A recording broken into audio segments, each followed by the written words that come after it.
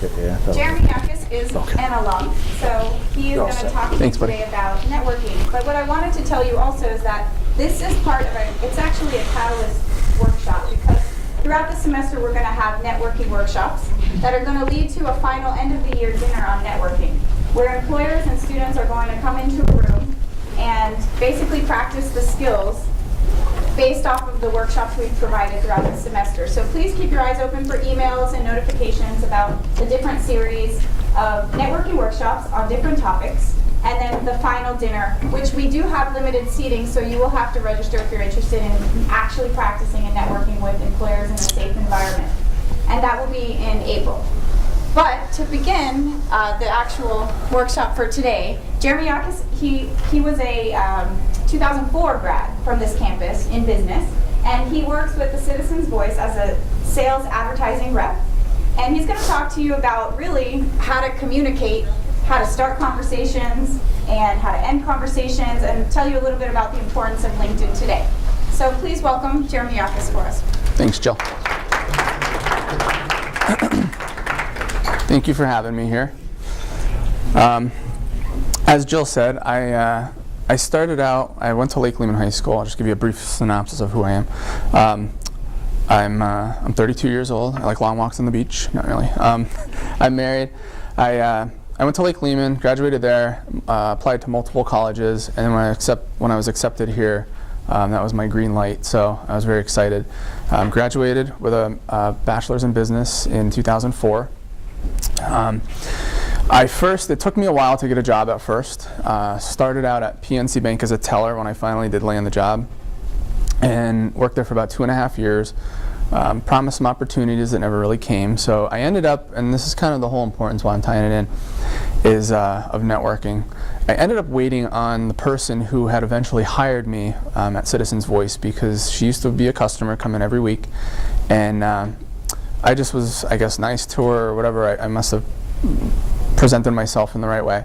And when a position opened up there, she asked me to come in. I met with the director, who is now my current boss, and the rest is history, and I've been there for about 6 years now. So I had no sales experience, no anything like that. So as I kind of go through this, if anybody, because networking is fantastic for, number one, when you're in a job, trying to maybe, if you're in sales or something like I am, generate more business. If you're in engineering, maybe there's maybe you're like the production or the project manager now of that company, and you need to supply a bid to somebody. Whatever the case is, networking is key. So basically what I'm going to cover is, my main objectives, I'll just kind of read them off to you, is, and I have Hard Knocks Networking because it's not easy sometimes when you're in a crowd of people you don't know. Even right now I'm kind of nervous, but what do I have to lose, right? So Hard Knocks Networking is just because I went through, working from basically bottom and then kind of becoming a star, and then kind of weaning off because that's how sales is, and then kind of gradually going back up. So my objectives to cover with you guys, and I'm not going to bore you, I'm going to keep it kind of short because we'll do a little role play too. Don't get nervous. How to start a conversation with strangers, how to maintain the conversation, how to end the conversation tactfully, successful tips to follow up with potential clients, business contacts, possible employers, things of that nature, and then benefits of being connected on LinkedIn. How many of you are connected on LinkedIn right now? That's pretty good, actually. I ended up not being connected till about 2 years ago, and I was on it and I had no idea what to do with it. So I just started tinkering around with it, and I'm glad that you guys are getting educated in it, because for people like me it's really good, because I have like 436 connections. Some of them I have no idea who they are, but they either reached out to me because of my description of what I do for a living, or maybe they were an alumni of Penn State, whatever the case was. Some were students, actually. But for you guys to do this, I think it's great, especially now that you're looking for jobs. Like how many are seniors in here? Juniors? Sophomore? Okay, a lot of sophomore. Freshmen? Good for you, buddy. Hey, the earlier you know stuff, the better. So one of the quotes, does anybody know who Michelle Janae is? Yeah, I don't either. I just like the quote. Networking is not just about connecting people. It's about connecting people with people, which means, you can connect with somebody, but are you really connecting? You might say hello in the hallway, but do you know who they are? Do you know what they do? Maybe, when you're in groups, you probably have study groups, you work in teams sometimes in class. What are some people's ideas? Some people sit back. I'm kind of an introvert. Even though I'm still out there with sales, because you have to not be shy, you have to really go out there and put yourself there. I listen, and then I think of ideas before I say them. Some people, they just blurt it out, and that's okay, because everybody's different. And sometimes those ideas, when you generate them together, they help other people grow off of that idea, and then you have this really good idea. And then people and opportunities, because for you guys, the opportunity to get a job, if I had LinkedIn when I was in school, I think it'd be great. Maybe I'd be working somewhere else. I'm happy where I'm at. I'm married. I met a person at Penn State, so things worked out. But because maybe you're not really tied in here, sky's the limit. All right. So how to start a conversation? How many people have gone to, like some kind of presentation, or maybe off campus for, a career fair, anything like that? Anybody? Okay. So when you go there, let's say you're looking at for me it's different, but let's say you're in engineering and you see a gas company. So how do you approach them? How do you walk up to them? Who raised their hand? Generally, if you're approaching somebody that you're not familiar with, you kind of sit back, you see what the general mood is, and then you figure out what you want to say, and you say it. You just go up and try to make yourself presentable and approachable. Okay, very good, very good. So basically, you want to identify your target. You want to see, and in my case, let's say I go to a chamber mixer. Jill's familiar with those kinds of things. I don't know somebody. I don't know really any of you. I know Jill. How do you, why do I want to target that person to talk to? Maybe it's just because they're standing by themselves, and I'm like, hey, I'll go talk to them, because they're not talking to anybody else either. Maybe I know that they work for a company, and maybe I'm trying to get business from that company, so I know that, maybe, just for example, a gentleman named Bob Stanley, he works for Prudential. Maybe I want to try to get them to advertise. I know who he is because I've seen him in the media. He's been like a top dog at some of the financial firms in the area, so I can go and target him.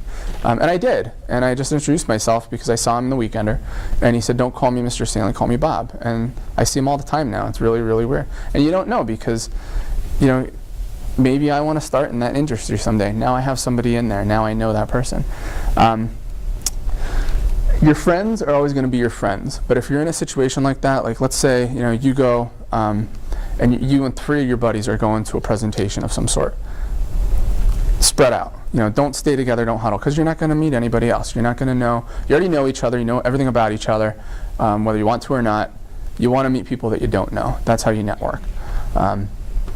Introduce yourself with a firm handshake. Some people are not touchy-feely, the whole fist bump thing. In a business atmosphere or anything like that, normally handshakes are given. Does anybody know what a fish hand is? Do you know, Jill? It's like very floppy. You don't want to do that, because it kind of shows, not that you're weak, because I know people that, I have customers that are in business, they've been in business for many years, they're very successful. But when they shake your hand like that, if you're going to apply for a job or something, you want to show that you're really in it. You want to give a firm handshake. It's just the normal thing. It's kind of common sense.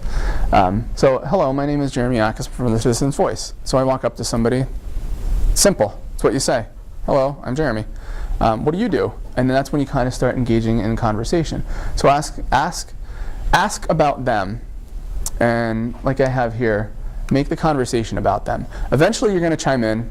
You're going to, obviously, they want to know about you, but you want to ask about them. So to initiate that contact, people love to hear their own name. People love to talk about themselves. So let them introduce themselves. Sounds interesting, and this is kind of you talking. Please tell me more about that. And it might not even be business related. It could be their kid's ball game. You guys are going to see a Penn State game, whatever the case is. Does anybody know who Dale Carnegie is? Ever hear of them? Very good. I'm impressed. I actually had a course called Dale Carnegie, and it was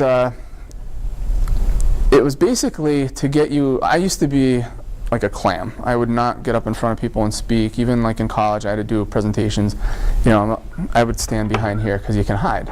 Well, now you don't really do that, because in this program, this gentleman, he passed away probably in the 40s, I think. I mean, it's old school material, but when you're in this program, there might be 30 people, and everybody has to do very uncomfortable and weird things. So you might have to get up in front of them and squawk like a chicken, or do a push-up, or something very awkward. Why would I do that in front of people I don't even know? Because it breaks you out of a shell. There was a guy there that he worked in construction, very big, brawly, like a big teddy bear, but very, very big. He actually was the most, at the very end of the program, to get the most out of it. He was able to move on. He got a supervisory position because of it, because he could manage people, he could talk to people. He couldn't talk to people before that. He was very reserved.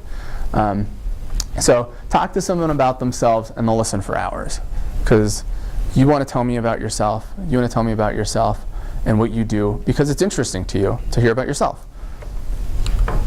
And you want to listen, because that's key. So how to maintain the conversation. So I've already met you. We've exchanged names. We know who each other are, what we do. What do you guys have in common? Do you like the same sports teams? Do you like sports in general? Do you like to hunt, fish? Are you Penn State alumni? So when you guys graduate, you're at some kind of mixer or whatever the case is. Are you a Penn State alum? I'll tell you what, it's probably one of the biggest networks out there. I mean, it really, you see that on a resume and somebody is like a Penn State alum, 9 out of 10 times you're going to the top of the list, because they know the education that you got. Hobbies, food, whatever the case is. You just have to find a common ground. Show genuine interest, and listening is key. So you don't want to come off as, I'm not very interested in you, I'm just trying to kind of move around the room and maybe collect names. Like, for instance, I was in leadership Wilkes-Barre.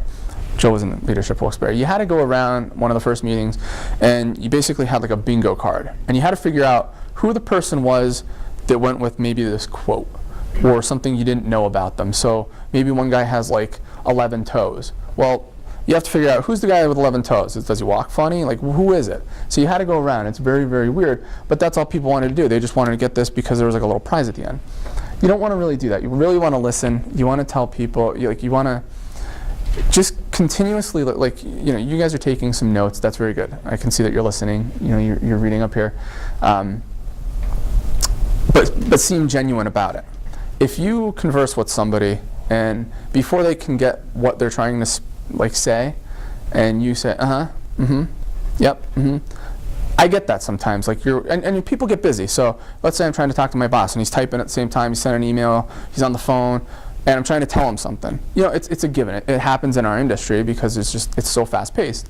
But when you're really just talking face to face with somebody and there's no pressure that you have to be somewhere, this is, you just want to listen and be genuine. I am interested in what you say. That's really neat. I like your arrow sweater. It's a pretty cool color. Whatever the case is.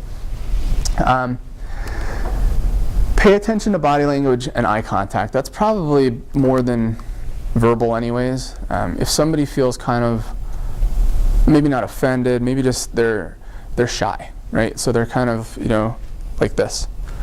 You could tell that maybe they're not comfortable. So maybe tastefully say a joke or something to kind of break the ice, and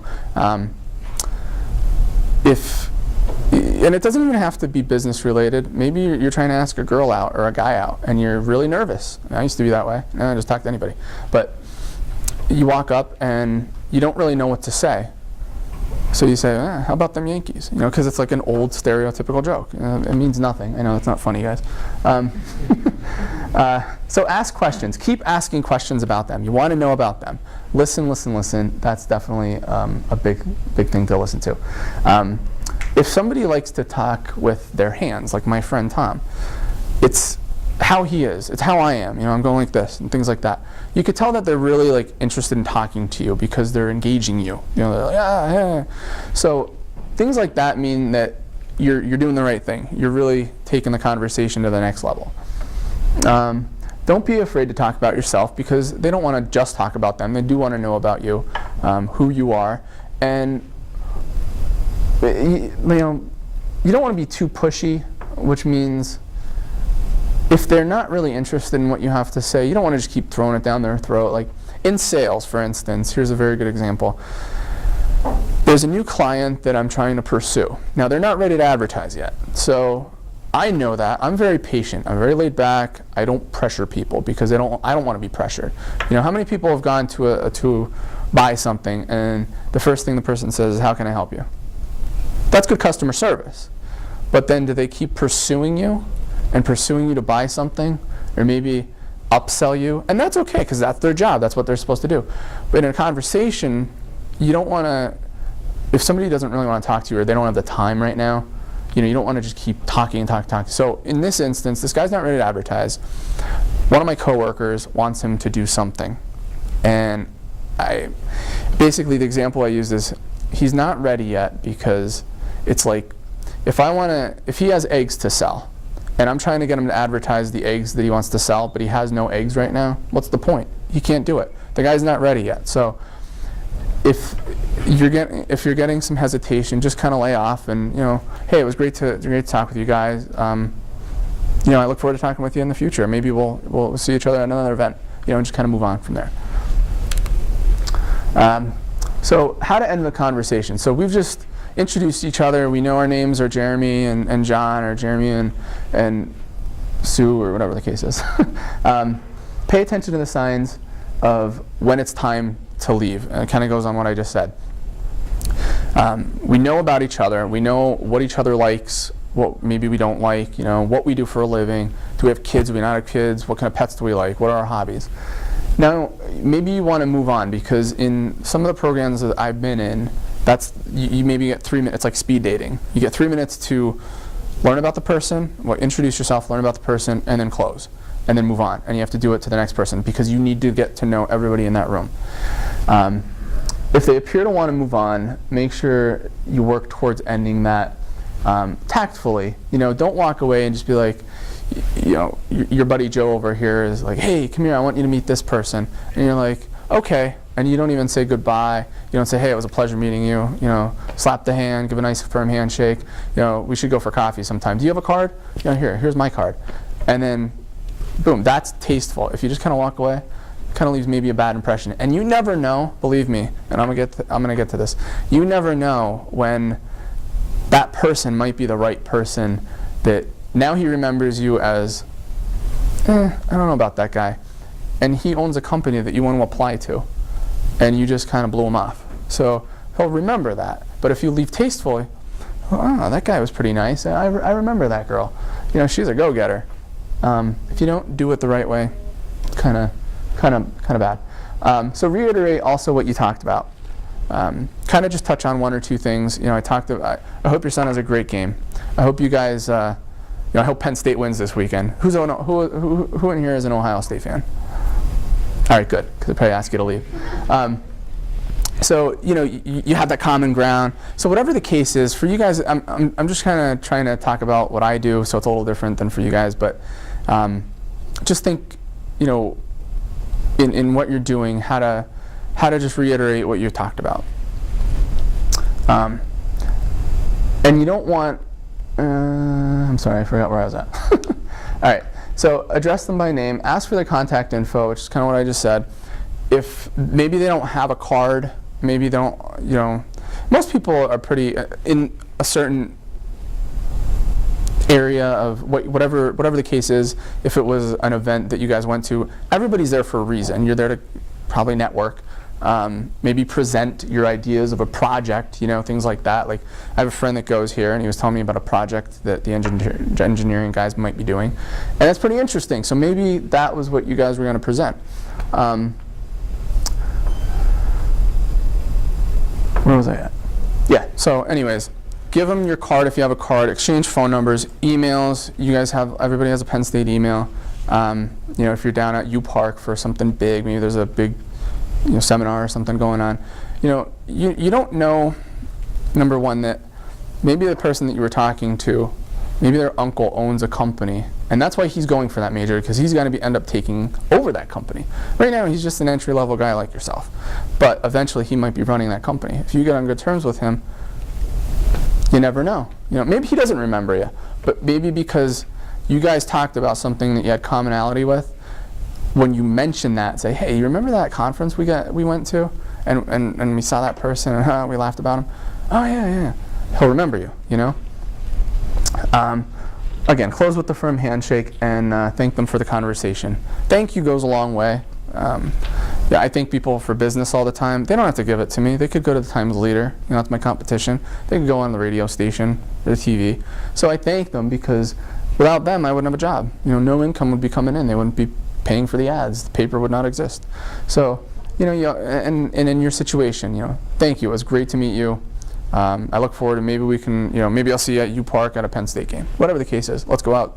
Not that you guys drink, but let's go out to the bar, whatever. All right, so to follow up with somebody, and I apologize because I'm kind of all over the place, but do it quickly. Don't let it stagger. And it's not going to work all the time. So let's say you meet somebody and there's really, for lack of a better term, no reason for you to follow up very quickly, because maybe it's down the road when you're actually going to follow up with them. But for me, we just had one of the biggest presentations of our year last week, and you have like 10 people that you want to invite. In sales, most of the time it's like a 50% shot. So, 5 of those people that I invited came, and maybe 1 or 2 buy, and that's kind of the statistics of it, and that's how it works. Well, I followed up with the person just 2 days later, and now they're telling me they're opening another office. So they're going to be able to maybe do more ads because they have 2 locations now. If I had not done that, then if I waited, Times Leader might have swept in, and they might have taken over, and maybe now. But I did leave a good impression with her. It showed that I cared. I followed up with her. She was important to me. So, and I haven't closed it yet. But again, that takes time in sales. So eventually, when she's ready, we will.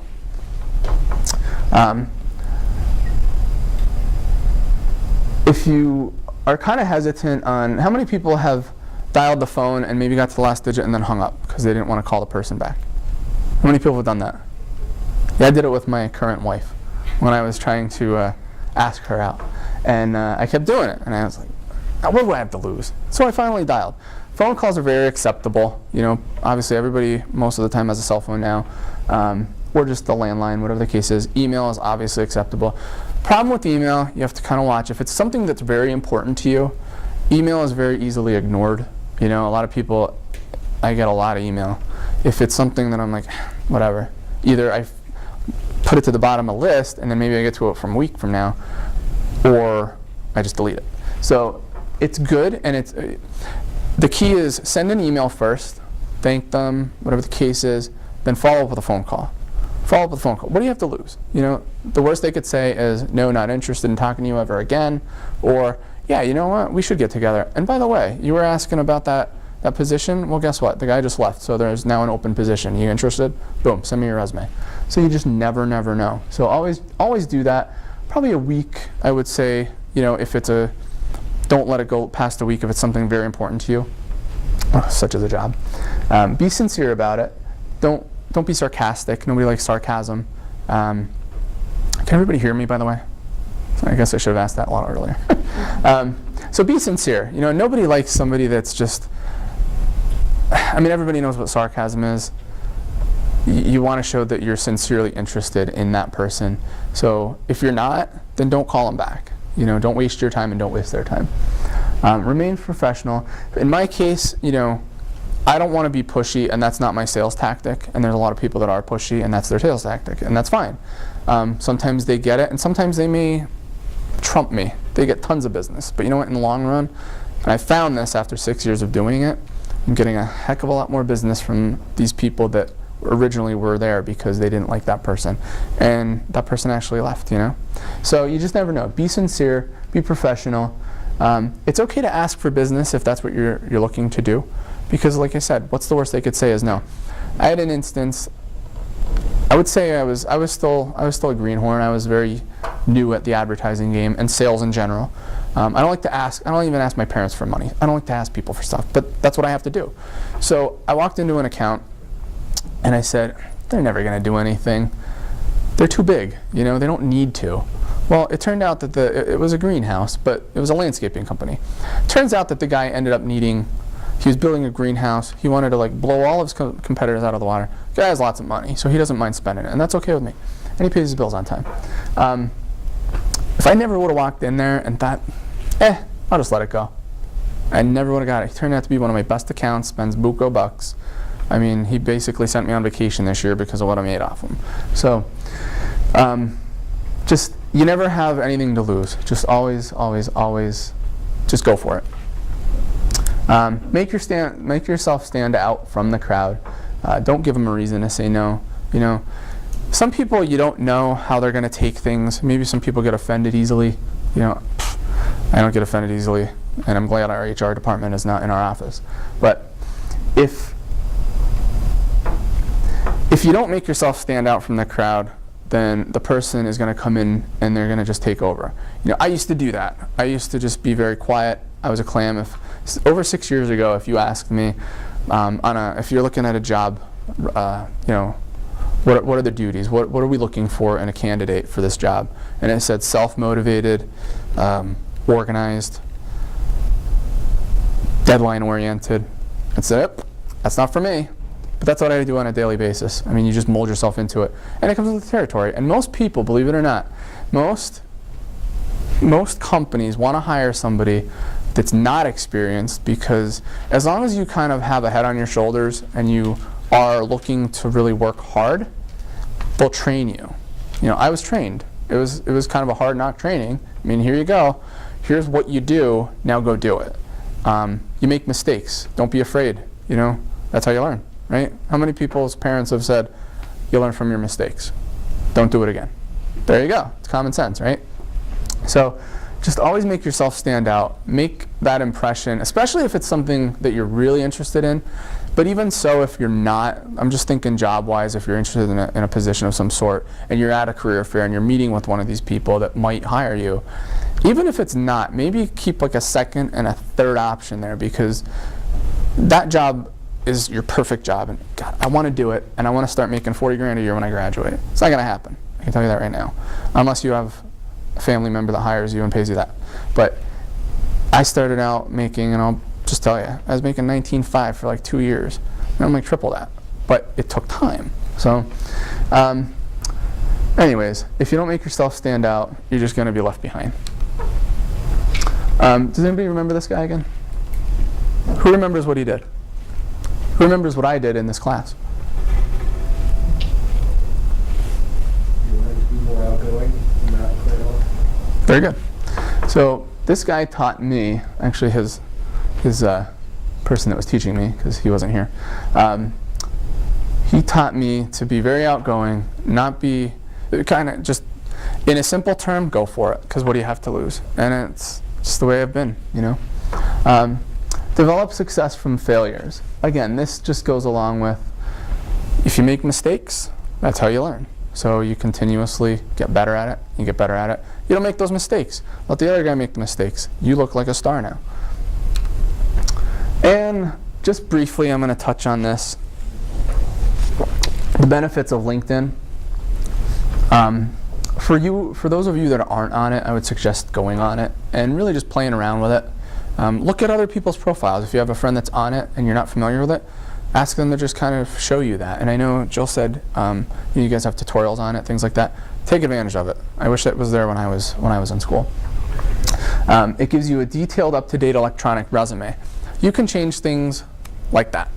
If after today I want to go back to the office and I want to add on my resume that I just did this presentation, because maybe somebody's looking for somebody that can present a product in front of a room full of people. You know, there's a position that my wife actually was looking at, and I was kind of looking at it just to see. It's a dental company, big dental company in this area. And it's world travel. You have to go to China. You have to go to Germany. I mean, you have to present in front of people. And it could be a packed room of dentists. They have a higher education than I do. But I might know about this product more than they do because this is new and they don't know about it yet, and I'm trying to educate them on it. So I can go back and update that kind of thing. Stay connected to current contacts. like I said, I have 436 followers, or in my network, people in my network. I don't know them all, but if I'm interested in wondering what they're doing, and LinkedIn's good, they do send updates. So if you're connected with person A, like let's say Jill gets a promotion here, then I'm going to know that. I can go on there, I can congratulate her. She likes that because, somebody noticed me. That's great. And maybe down the line, something opens up. Hey, you interested? I liked what you said about me. I mean, who knows? People are, not to say, you'll favorite anybody, but, people, that rings a bell with people. You could do that. You could say, like, congratulations on your position, man. Good job. Prospect new business contacts. You could prospect for jobs. Let's say you're on there. You can go on, and the way I believe it works is it's people that you're linked in with, maybe linked, hence the LinkedIn, with other people, and that's how you see them. You could go on there. You don't always need an email address. You don't always need a phone number to connect to them. Sometimes it will ask, depending if you're not in that network. But you could go on there, and I'll just scroll through sometimes and be like, I know that person from the community. You've heard about them. Maybe they've been in the news for something good, hopefully nothing bad. And you link to them. And does anybody know who Charlotte McBride is? She's on the news, right? I don't know who she is, but I was like, yeah, hey, what if I ever want a job at WBRE? Click, now I'm linked to her. She accepted my invitation, so she thinks I'm, relatively normal and I'm not a weirdo. Boom, there. And again, people could look at that. So maybe she doesn't want to be my friend. Maybe there's no common ground, and why would I want to be friends with this guy? But she could see my profile. Maybe she went to Penn State. You could see that about her too. And maybe that's why you'll want to link up. Oh, you went to Penn State. Good for you.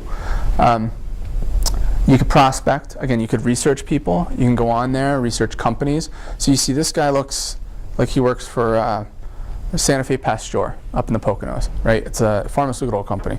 They do all kinds of things. Maybe it's IT you want to do for them. Maybe it's not even pharmaceutical sales. That's fine.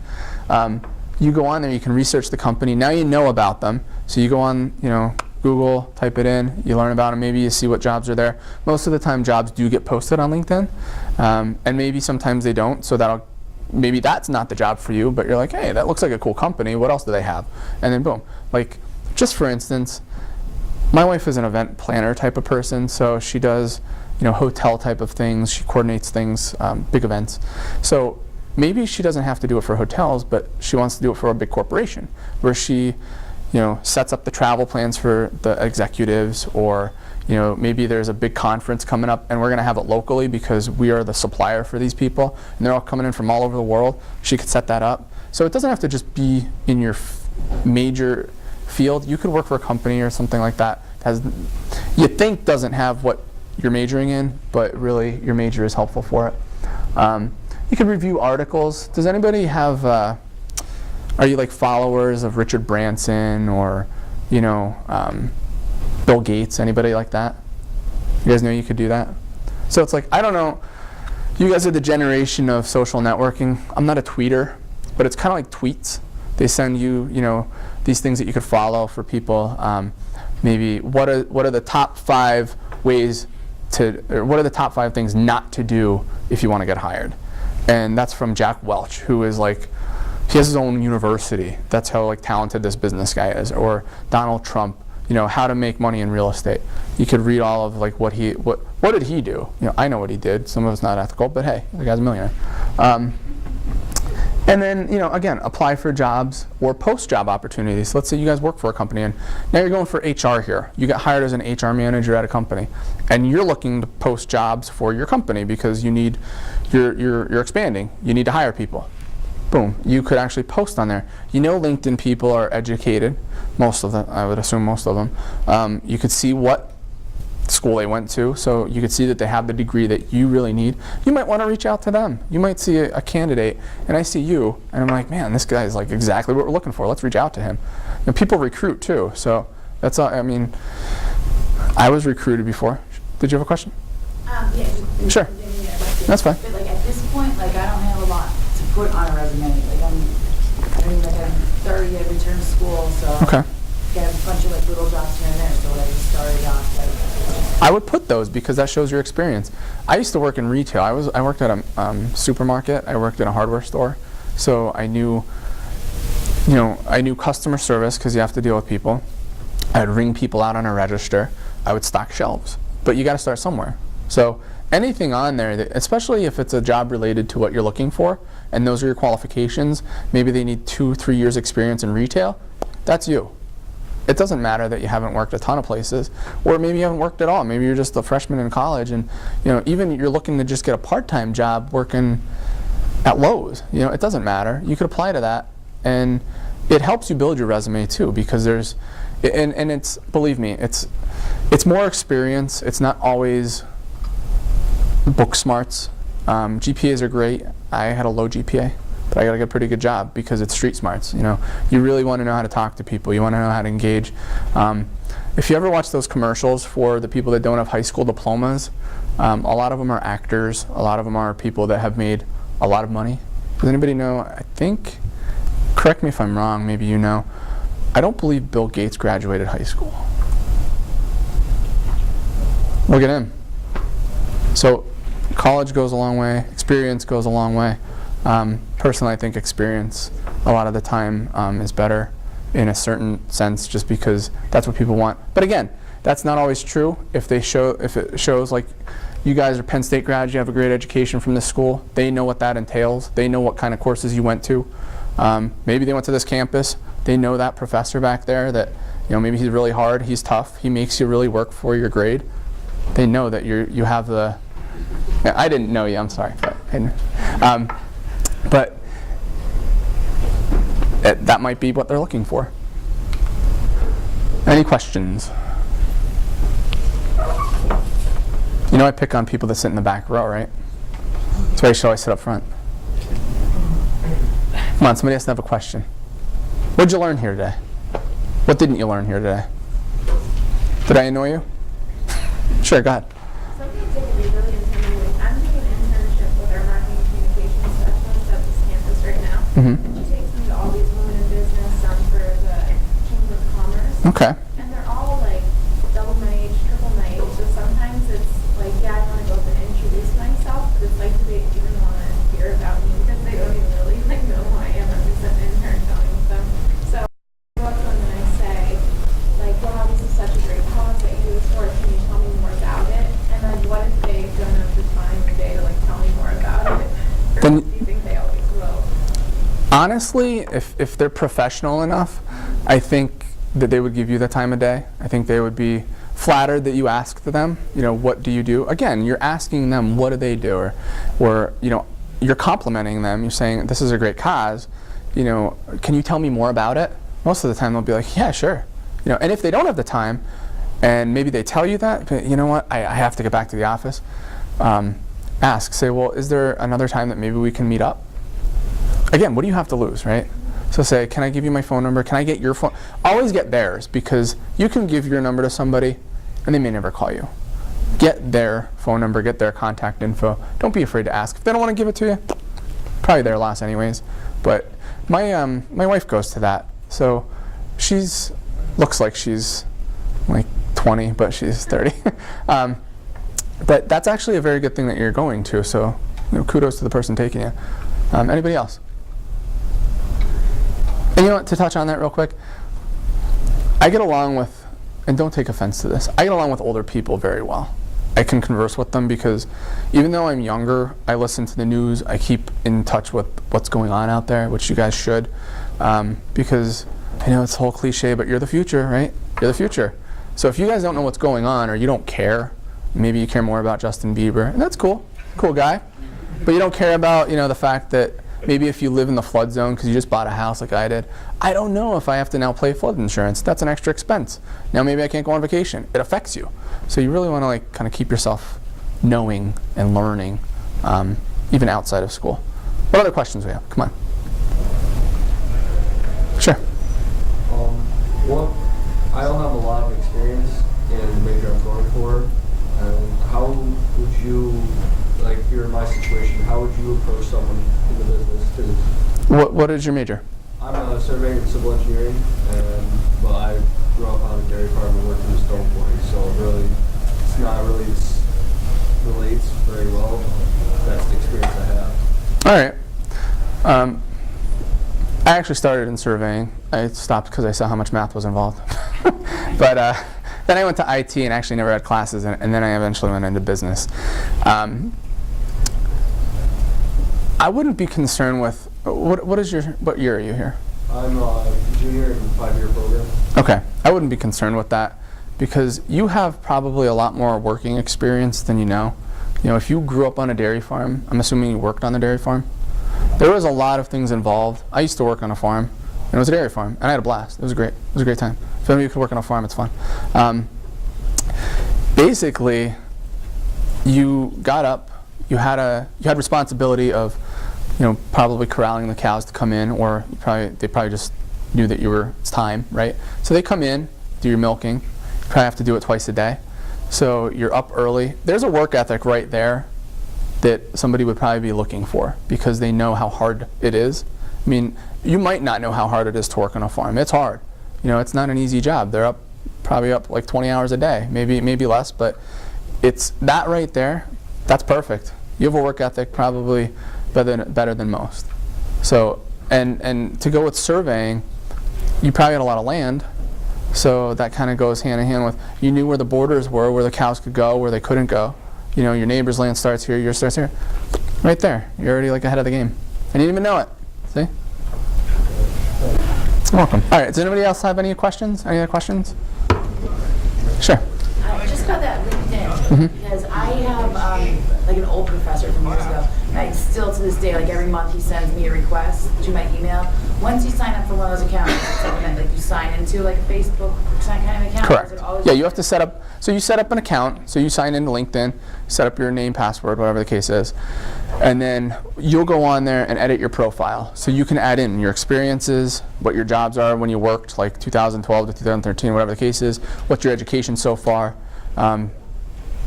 Maybe, and then usually there's like extra skills or hobbies even. So, you know, I'm interested, like when I first got my job, here's just a real quick one for you. I don't golf, right? I probably should. It probably would benefit me, right? Because of the business I'm in, sales, you know, things like that. I like it. It's not that interesting to me. The guy that hired me asked me, he's like, so what are your hobbies? And I said, fly fishing. And I said, he said to me, it wasn't that expensive. Why would I want to do that? It's kind of pricey. And because I was in his office and I took note of like some of the things, he's a huge Eagles fan, you could bring something like that up. You might hate the Eagles, but just pretend that you like them. I see golf things. I'm like, well, you like to golf, right? And he's like, yeah. I'm like, that's expensive too, right? A driver could be $400. That's how I got the job. He's like, touche. So, yeah, and I didn't know the guy from Adam. So, you know, you just, anything you could add on there, what you think is not important, put it on. And if you want a second opinion, you have a lot of educated people that you're friends with or professors that know a lot. Just ask them. You know, don't be shy. And they'll be willing to help you. Because most people like to show people what to do. Sure. Is it okay to request like that professor that it was a web course and everything? Like, I never met him, I never saw him, I don't. Yeah.